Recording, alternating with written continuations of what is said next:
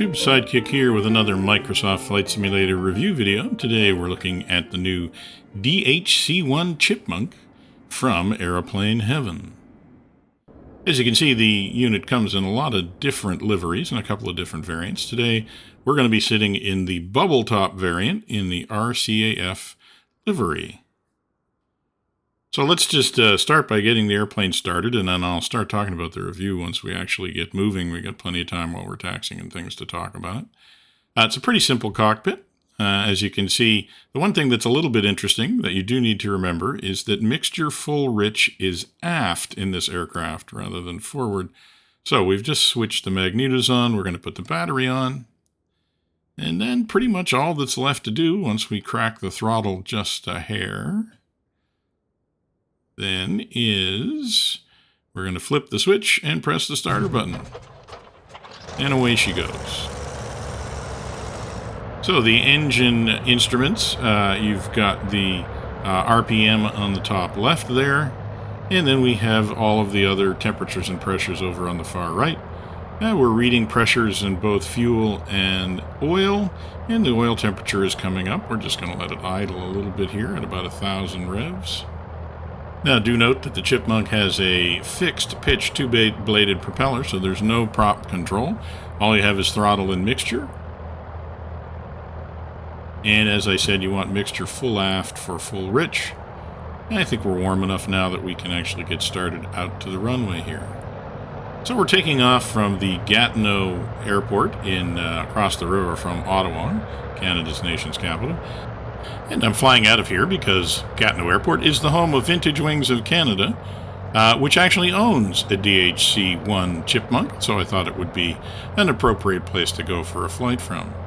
So we're just taxiing out of the Vintage Wings parking lot and onto the main apron at the Gatineau Airport. Unfortunately, the Gatineau Airport is not modeled in high fidelity, but the runways and taxiways are accurate. So, a little bit about the DHC-1 Chipmunk as we are taxiing out here. First of all, the Chipmunk was designed immediately after the Second World War, and I mean immediately afterwards. It kind of came from the intersection of the emergent Canadian aircraft manufacturing industry and also the fact that Canadians had an awful lot of experience in the Second World War with training pilots because over 20,000 aircrew were trained in Canada as part of the British Commonwealth Air Training Plan, and I've made a video about that if you want to check it out here. Now, deHavilland Canada in Downsview, Toronto, had manufactured during the war, among other things, the deHavilland Mosquito. And they basically felt like, after the war, they'd like to start designing and building their own aircraft. And so, with their experience also with having built thousands of Gypsy Moths for the British Commonwealth Air Training Plan, they decided that they would design a trainer aircraft. And so the DHC-1 Chipmunk was born. Now, deHavilland Canada would go on to build a series of reasonably famous aircraft, all named after iconic Canadian animals, one of which, the Twin Otter DHC-6, is already modeled in Microsoft Flight Simulator, and another of which, the DHC-2 Beaver, is planned for the 40th anniversary edition, releasing in November, I think. So, if you want to make sure, though, that your deHavilland Canada collection is complete, you're going to want to pick up the Chippy. So what if you're not an aficionado of deHavilland Canada aircraft?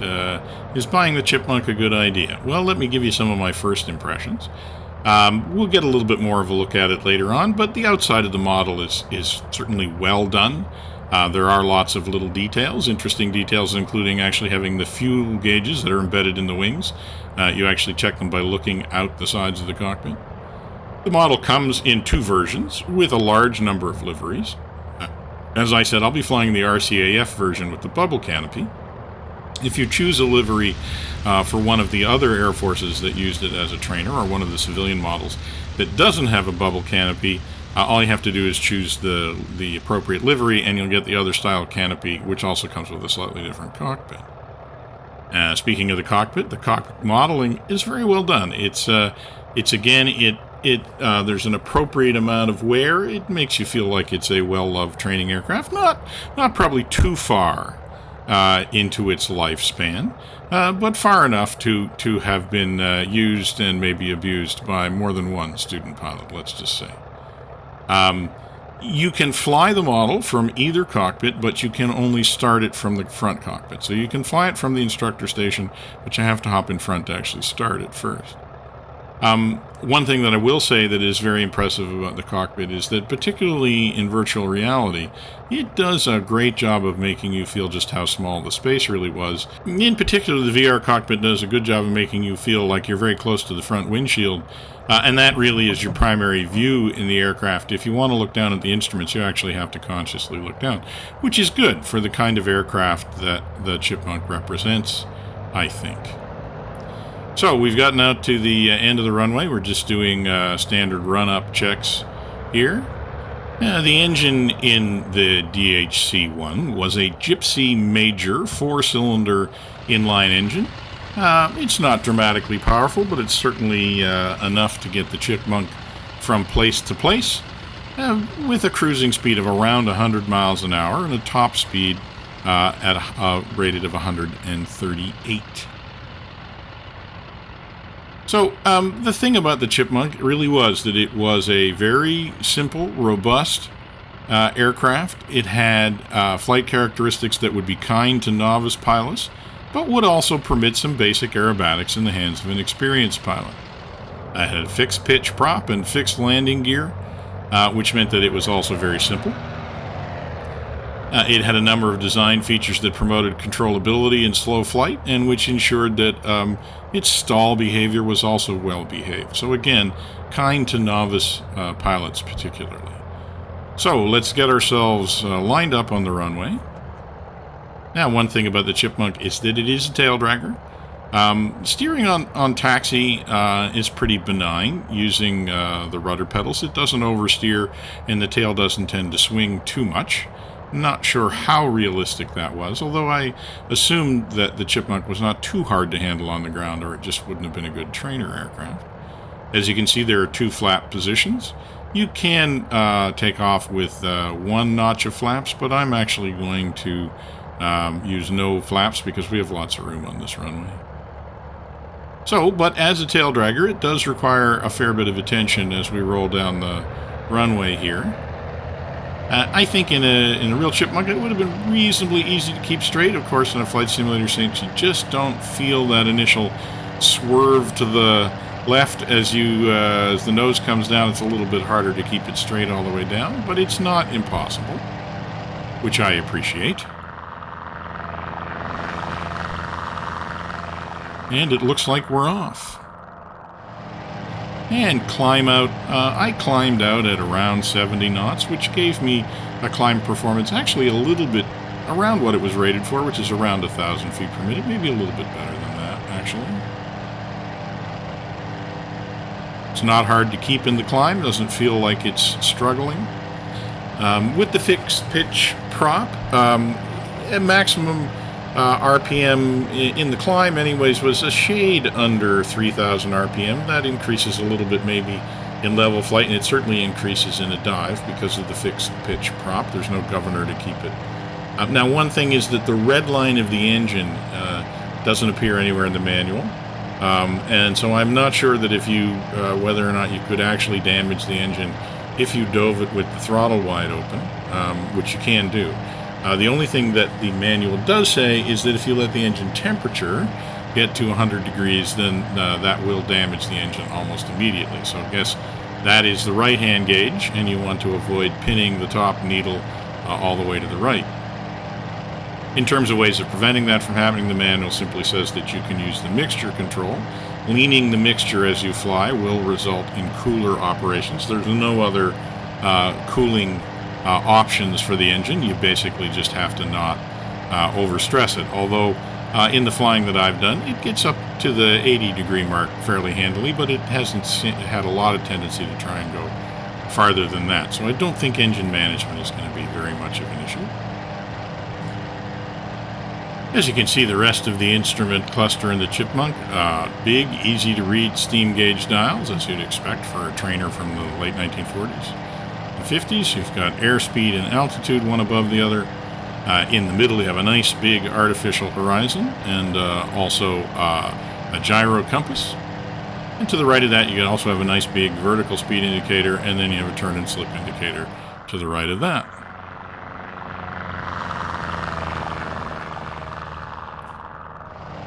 And the turn and slip indicator is a necessary piece of equipment on this aircraft. You do have to fly with both your hands and feet, which again, I think is great because I'm pretty sure that's accurate, especially for an aircraft like this and an aircraft of the day. And it's one of the things that I think makes flying something like the Chipmunk enjoyable, is that you actually do have to fly the aircraft the entire time.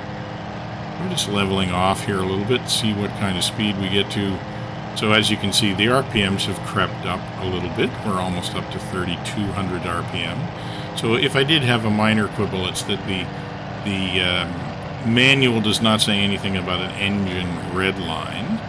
So I'm not exactly sure what the safe RPMs are to operate the engine at. I've pulled it back now to about 2,800 for cruise. Not sure what the cruising level should really be. As you can see, in a shallow dive, even 2,800 is giving us 130 miles an hour, which is a pretty good turn of speed, actually. So, how does the Chipmunk fly? It seems to be flying very nicely. It's nice and stable. Flies about like I'd expect. It is very stable. It's very trimmable. So it's a very pleasant aircraft to fly. It's not tiring. And again, that's what I would expect from a trainer. But at the same time, you do have to put effort into flying it. If you're not going to fly straight and level, it is going to require you to actually pilot the aircraft. And again, I think that's something that I actually appreciate. It's the reason why to fly an aircraft of this type, to feel like you're actually having to do the flying. As you can see, keeping it straight and level in a turn does require a little bit of attention, certainly more attention than I'm paying right now. Now, it's obviously not going to win any prizes for speed. As you can see, we're down under 80 knots now. But it does have good visibility out of the cockpit, and if you fly in a straight line, you can get up to a decent rate of knots. So, as an aircraft to go out and do some sightseeing, it's not a bad choice, actually. Now, there's no autopilot functionality, so if you're going on a particularly long trip, it might get a little bit tiring taking the Chipmunk out. So we did some gentle turns. Now I'm doing a little bit more steep turns. Just checking to see exactly how much rudder coordination is needed, how easy it is to keep the nose up and avoid kind of getting into the spiral dive. And I think it's about, again, what you'd expect for a trainer, particularly a trainer of this era. We're keeping the revs there around 2,700. It's pretty easy to keep it in the turn. Do need a little bit more right rudder than you need left, which again is the kind of behavior that you expect. So overall, so far, it's a nice, pleasant experience flying the Chipmunk. It does require a little bit of work to fly, but it's not tiring. It doesn't have any bad behavior. Let's try a little bit more aggressive maneuver here. Let's do a lazy 8. Well, first, we're doing a wing over to the left. The nose comes through the horizon nicely. It doesn't get too heavy on the nose after it passes through the horizon. That's nice. Comes back level fairly easily and up and around the other side. Very hands-off in the Lazy 8, which is, again, what you'd hope for in a trainer aircraft. Again, overall, very nice. Pretty much exactly what I would have expected for something like the Chipmunk. So one other thing I can say I can comment on by now is the sound model. I like the sound modeling of the Chipmunk. The engine is not overpowering, but it certainly is ever-present, which I think is what you would have expected for this kind of aircraft. Just doing an aileron roll here. Oops, I kind of muffed it there at the bottom. I just overdid it. The aircraft itself does a pretty nice aileron roll. You want to get the nose up a little bit before you start, and you will want to come around pretty quickly at the end as the nose starts to drop once you get inverted. But other than that, again, pretty nice even for a reasonably novice pilot, and that's the reputation that the Chipmunk had for being kind of novice pilots, but also being capable of doing some more dramatic aerobatics. So why don't we test that out here? Let me just get turned around, maybe we can try an actual split S and see how the Chipmunk handles that. So we're just gonna, we got up to 120 miles an hour. Let's pull the nose up. Let's go all the way over, pull back on the power and come down and all the way through. And you know what? Why stop there? Let's see if we can actually go all the way over into the loop. We hit 150 miles an hour there, which is higher than the rated maximum speed. Again, I don't know what the red line speed is supposed to be, though. And let's roll out at the top of the loop. Let's take a look at what that looked like from the outside. So overall, that was I messed up the rudder control, still getting used to exactly how much rudder the Chipmunk needs, but certainly no problem completing that maneuver. It was not struggling at all. So certainly living up to its reputation to being able to handle, fairly not advanced, but basic aerobatics without much trouble. What else can we do to wring out the Chipmunk here a little bit more? Let's just go, let's do a little bit more aggressive wing over. And once again, just holding the pedal, really not doing anything else. Wing comes down and around. And very nice. Maybe we can actually find a target on the ground here and try slightly more aggressive wing over. That would be more typical of something that a pilot in the Air Force might be practicing if they're getting ready to do some ground attack work. I'll just turn around. I think I see a nice round island there. Just going to be off the left hand of the nose there, and I'll fly over it, and then we'll do a wing over and come back to it. There it is. So let's pull up a little bit more aggressively here, and this time let's hold the rudder over until the nose comes all the way back down through, and we will come out of the maneuver pointed at that island. Very nice. Aircraft didn't struggle with that at all. Now, I will point out that I do now have the engine up well over 3,700 RPM, and the speed was up to 180. Now, again, I don't know if that should actually have exceeded the red lines in the aircraft. The manual doesn't imply that it would. But, so I don't know if that's realistic to allow the aircraft to actually be able to behave that way. But certainly the model handled that easily. So that's a little bit of a question mark. If anybody out there knows what the actual performance limits are of the Chipmunk, feel free to chip in the comments. All right, well that was a lot of fun. I would say that the Chipmunk is proving its reputation on this flight, which is that it's a good basic aircraft. If you just want to go out for a relaxing fly in the afternoon, it's going to provide you a nice platform for doing that. It's also got great visibility, so it's great for flying from point to point or doing some sightseeing. It is a tail dragger, so if you need to work on your tail dragger skills, it's a great place to start before you move up to something a little bit more challenging, even like the Harvard, but certainly like any of the Warbirds. So it's a great trainer if you just need a little bit of refresher on your rudder dancing. I think it's would be a good place to start. And if you just feel like going out and doing some fairly basic aerobatics, it's also nice and stable. It's not very twitchy like some of the other more aerobatic aircraft, but it will handle the basic suite of aerobatic maneuvers. So again, I think it would be if those are the kinds of things you like to do in Microsoft Flight Simulator, then I think the aircraft is going to provide you a great platform to do that. Now, last thing we're doing here is we've slowed down, and I'm pulling the power off, and we're just going to take a look at the power off stall behavior. I think the stick's pretty much all the way back now.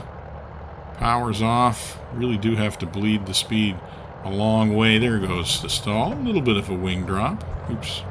Pressed the button on my HOTAS. Really not hard to regain flight, though. Hardly lost any altitude, even though the wing dropped a little bit, so you need a little bit opposite rudder, but a little bit of forward stick pressure and putting the power back on, and we're right back to flying. Now let's try a power on stall. Lift the nose a little bit more, keep the power on, and same thing. A little bit of a more dramatic brake to the right. And lose a little bit of altitude, but really not a problem to recover.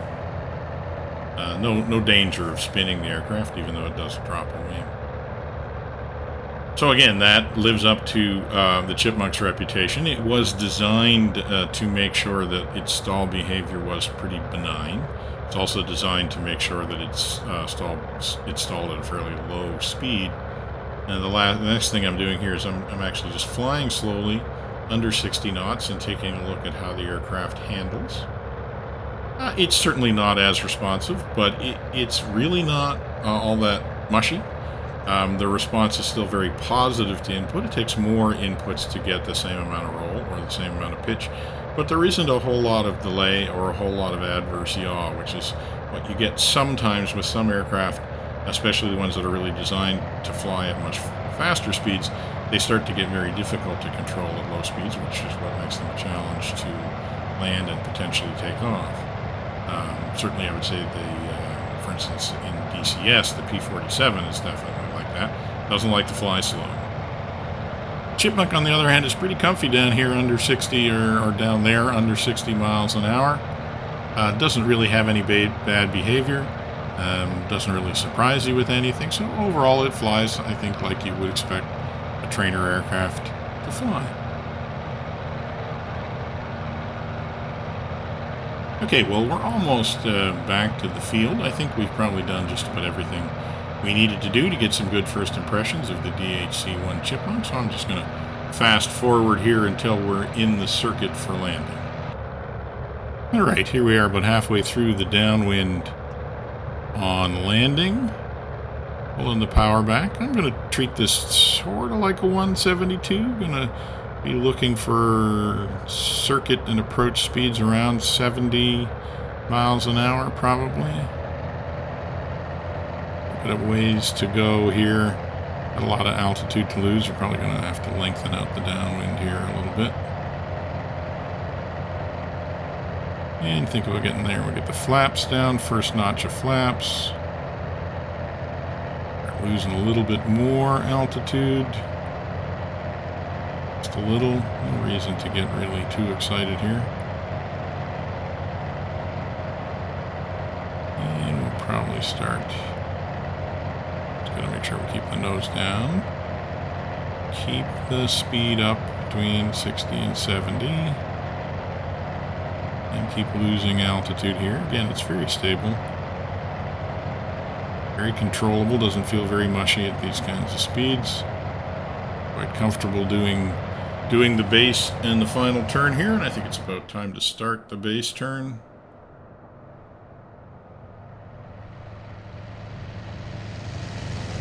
Let the nose start dropping a little bit, start losing some of that altitude without picking up too much speed. Probably about time to get the last notch of flaps in here so we don't pick up too much speed now that we're trying to lose some altitude. As you can see, this is a nice long final. Lots of opportunity to see how the Chipmunk behaves again in this slow flight, fully dirty configuration. So far, it's pretty easy to keep it aimed where I'd like it to be aimed. And now it's time to start pulling back and let the speed creep up just a little bit. So let's pull back a little. So it's certainly living up to its reputation as being fairly benign in the hands of a pilot who doesn't know what he's doing flying the aircraft. I wouldn't have said this was my most consistent circuit ever, but the Chipmunk is not giving me any trouble. Now we get the speed down around 70, dropping a little bit more. Glide slope's nice and flat. Only dropping about 200 feet per minute. I'm drifting a little bit to the left. Try and correct that. The speed's coming off a little bit more.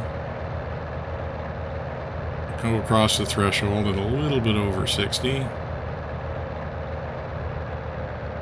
And pull back the power and just wait for it to settle. Try to keep, don't balloon too much.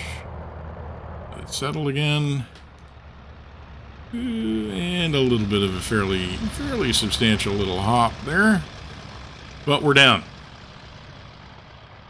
So, yeah, there's a little bit to learn to fly the Chipmunk a little bit better, so that's good. It's not...